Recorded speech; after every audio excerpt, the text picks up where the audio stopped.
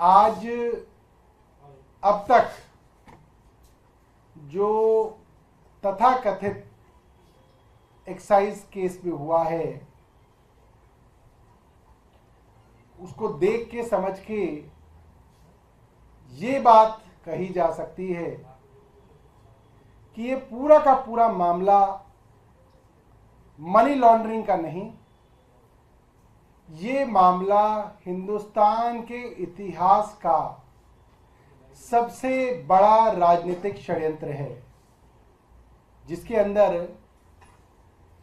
हिंदुस्तान के सबसे ज्यादा वोटों से और सबसे ज्यादा सीटों से जीतने वाले किसी भी राज्य के मुख्यमंत्री में सबसे आगे जो आते हैं अरविंद केजरीवाल, उनको और उनकी पॉलिटिकल पार्टी को और उनकी दिल्ली और पंजाब की दो सरकारों को नष्ट करने का, कुचलने का, खत्म करने का एक बड़ा षड्यंत्र है। अब तक हम सब ने देखा है, हजारों करोड़ की बात थी, फिर सैकड़ों करोड़ की बात थी, फिर 100 करोड़ की बात थी। बातें तो करोड़ों की हो रही हैं। किसी भी जगह पे अब तक ईडी या सीबीआई को 1 रुपए की भी गैर कानूनी रिकवरी नहीं हुई, 1 रुपए की भी। ये अपने आप में बहुत बड़ी बात है। जब करोड़ों का हेर फेर हो और 1 रुपए की भी रिकवरी ना हो तो इस जांच के ऊपर बड़े सवाल खड़े होते हैं। कई गवाहों के बारे में बार बार कहा जा रहा है कि गवाहियां हैं, गवाहियां हैं। मैं आपको कुछ गवाहों के बारे में बताना चाहता हूं कि उनकी गवाही किस तरीके से ली गई। बार बार कोर्ट्स में ऑन रिकॉर्ड ये बात आई है कि गवाहों के ऊपर दबाव डाला गया, गवाहों को मारा गया, पीटा गया, डराया गया, धमकाया गया और उनके ऊपर यह दबाव बनाया गया कि वो अपनी पुरानी गवाही बदल के वो गवाही दें जो ईडी कह रही है, जो केंद्र सरकार की एजेंसी कह रही है, वो गवाही दें। और ये ऑन रिकॉर्ड है, ये मेरे एलिगेशन नहीं है, ये सब ऑन रिकॉर्ड है। चंदन रेड्डी, जिनका अपना बयान बदलने के लिए उनके ऊपर दबाव डाला गया, उन्होंने हाईकोर्ट के अंदर रिट डाली है इस बारे में। उनकी रिट यह थी कि उनको इतना मारा गया, इतना पीटा गया कि उनके दोनों कान के पर्दे फट गए। ये हाईकोर्ट के अंदर रिट डाली थी उन्होंने। क्यों डाली थी? कि वो ईडी जो कह रही है वो बयान दे, अपने बयान को बदलें। अरुण पिल्लई का बयान है, ऑन रिकॉर्ड है। उनको अपनी गवाही बदलने के लिए डराया गया, धमकाया गया, उनके परिवार के बारे में कह के उनको डराया गया, धमकाया गया, उनकी पत्नी के बारे में, उनकी बेटी के बारे में। ये ऑन रिकॉर्ड है, ये मेरा एलिगेशन नहीं है, ये कोर्ट्स में ऑन रिकॉर्ड बात है। ऐसे ही समीर महेंद्रू, ऑन रिकॉर्ड है कि उन्होंने कहा कि उनके पिताजी को ईडी वालों ने अपने दफ्तर में रोका, उनकी पत्नी को एयरपोर्ट पे रोका गया और उनसे जेल में ईडी ने इस तरीके से जबरदस्ती झूठे बयान लेने की कोशिश की। ये ऑन रिकॉर्ड है। और इसके अलावा ऐसे कई गवाह हैं। संजय सिंह जी ने अप्रैल में एक प्रेस कॉन्फ्रेंस की थी, अप्रैल 2022 के अंदर। उन्होंने सब गवाहों के बारे में और उनकी कोर्ट्स के अंदर जो स्टेटमेंट्स थी उसके बारे में, जो ऑन रिकॉर्ड बातें आई हैं उसके बारे में बताया था, किस तरीके से गवाहों को डरा के, धमका के ईडी ने झूठे बयान लिए हैं। ये कहा जा सकता है ये पूरा का पूरा मामला फर्जी सबूतों और झूठे गवाहों पे आधारित है। इसका आधार ही झूठ है। इसके बाद जो सबसे बड़ी गवाही अरविंद केजरीवाल जी के खिलाफ इस्तेमाल हो रही है वो है मगुंटा रेड्डी और उनके बेटे राघव रेड्डी के विषय में। मगुंटा रेड्डी के बारे में हम सब जानते हैं कि उनको एनडीए ने प्रधानमंत्री मोदी जी की अलायंस ने आंध्र प्रदेश के अंदर टीडीपी से टिकट दिया है, वो एनडीए के सांसद बनने के उम्मीदवार हैं। उनके विषय में भी मैं बताऊं, मुख्यमंत्री जी ने भी कोर्ट में बताया था, 16 सितंबर 2022 को मगुंटा रेड्डी के यहां छापा पड़ता है। उनसे अरविंद केजरीवाल जी के बारे में पूछा जाता है। उनकी स्टेटमेंट है सेक्शन 17 में। उनकी स्टेटमेंट में अरविंद केजरीवाल जी के विषय में कोई ऐसी बात नहीं है जो अरविंद जी के खिलाफ हो। 5 महीने बीतते हैं। 10 फरवरी 2023 को राघव रेड्डी, जो मगुंटा रेड्डी के बेटे हैं, उनको गिरफ्तार करती है ईडी, जेल में डालती है। राघव के जेल में 6 बार बयान होते हैं। उनके पिता के कई बार बयान होते हैं। सब बयानों में वो कोई ऐसी बात नहीं कहते जो अरविंद केजरीवाल के खिलाफ हो। ये बात ऑन रिकॉर्ड है। उसके बाद 5 महीने जब बेटा जेल में रह लेता है तो बाप टूट जाता है और 16 जुलाई को राघव के पिता मगुंटा रेड्डी अपना बयान बदल के अरविंद केजरीवाल के खिलाफ पहली बार बयान देते हैं। ईडी का काम पूरा हो जाता है, केंद्र सरकार का काम पूरा हो जाता है। 18 जुलाई को राघव रेड्डी को छोड़ दिया जाता है। फिर क्योंकि छोड़ दिया जाता है तो छोड़ने की शर्त ही यह है कि अरविंद केजरीवाल के खिलाफ बयान देना है।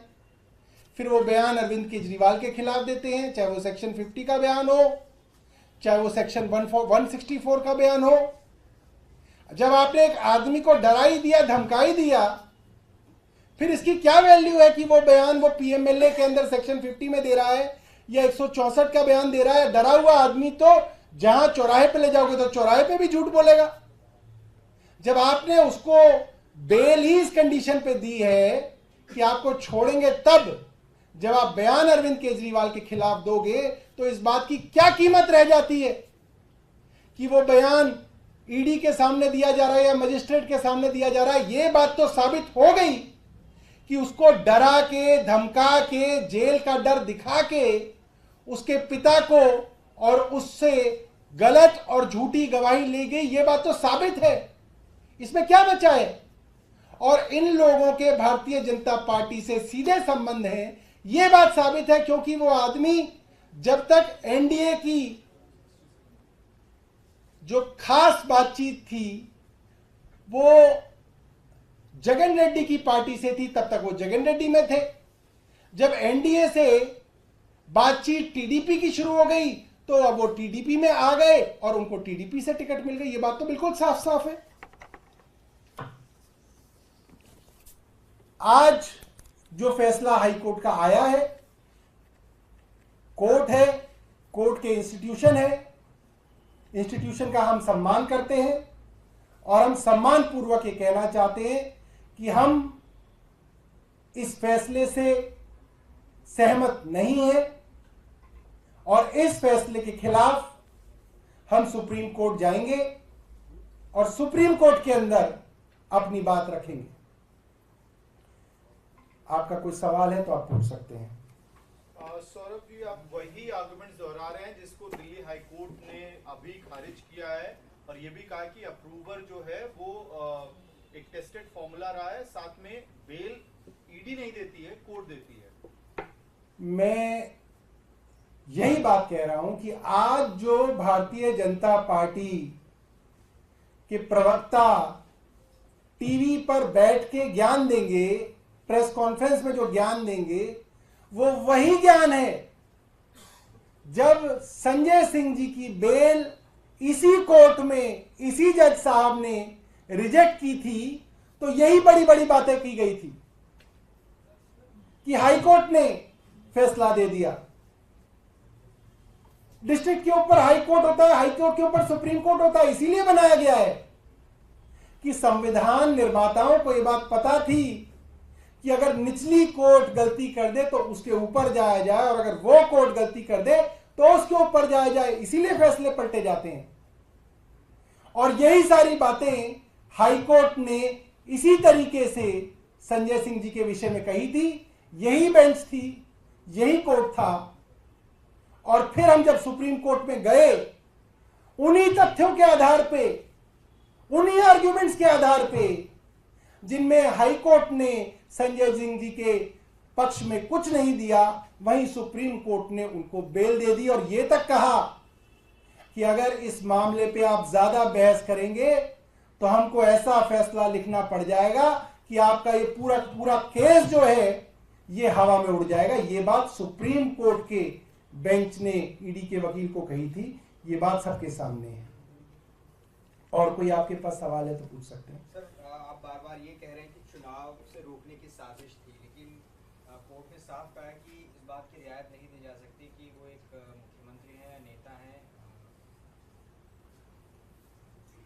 देखिए, लेवल प्लेइंग फील्ड की आर्ग्यूमेंट हम लोगों ने दी थी और मुझे लगता है कि जिस तरीके से संजय सिंह जी के मामले में जो जो आर्ग्यूमेंट हमने हाईकोर्ट को दी, वो सारी आर्ग्यूमेंट्स हाईकोर्ट ने रिजेक्ट की और वही हूबहू आर्ग्यूमेंट्स जब हमने सुप्रीम कोर्ट में दी, जो देश की सबसे बड़ी अदालत है, 3 जज बेंच है, वहां पे वो सारी की सारी आर्ग्यूमेंट्स मानी गई और सुप्रीम कोर्ट ने संजय सिंह जी को रिलीफ दिया।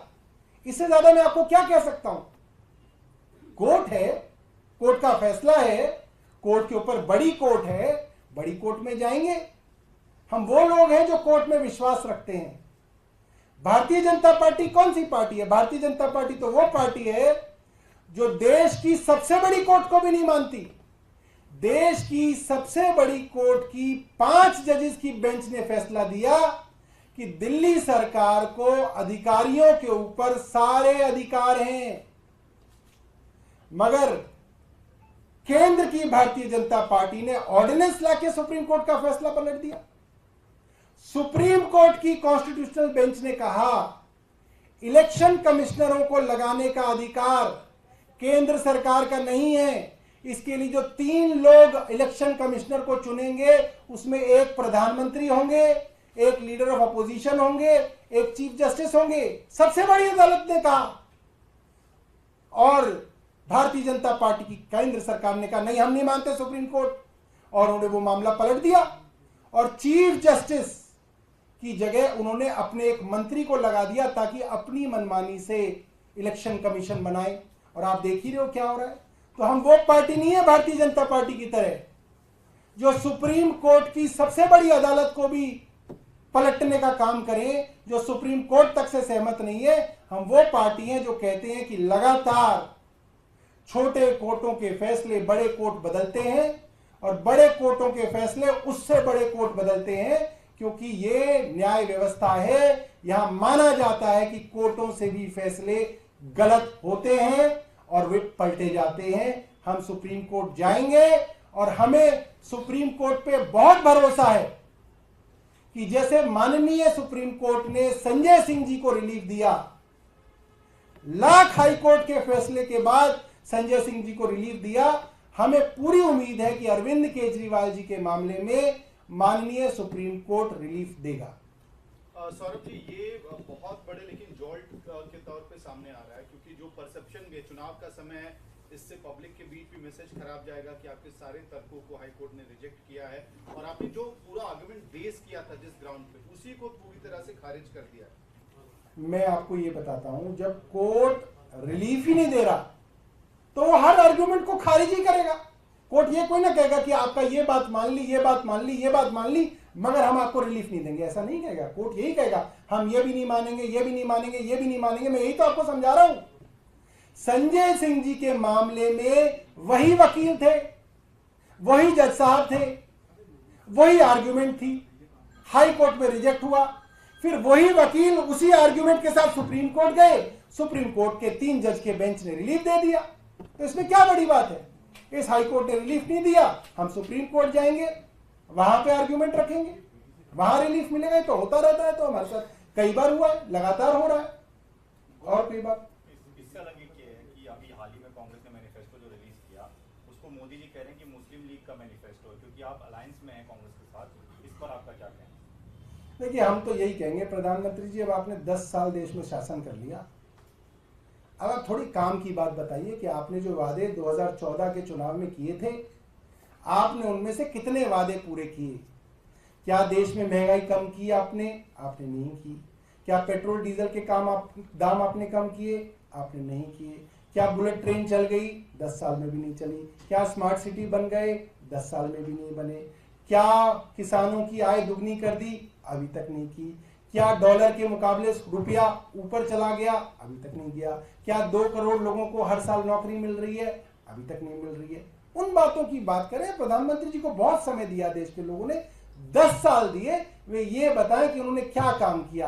ये हिंदू मुस्लिम, ये तो छोटे छोटे जो है डिस्ट्रिक्ट लेवल के और उनके जो मंडल लेवल के नेता बात करते हैं, ये प्रधानमंत्री को शोभा नहीं देती। सौरभ जी, काउंटर आया है आपके बयान पे कि कोई रिकवरी नहीं हुई है। सुधांशु त्रिवेदी कह रहे हैं कि यही तो पता करना है, इसी के लिए इन्वेस्टिगेशन चल रहा है। कहीं केजरीवाल जी ने अपनी केजरीवाल जी की आत्मा उस पैसे की रक्षा तो नहीं कर रही है? नहीं, सुधांशु त्रिवेदी जी को पता ही नहीं चला।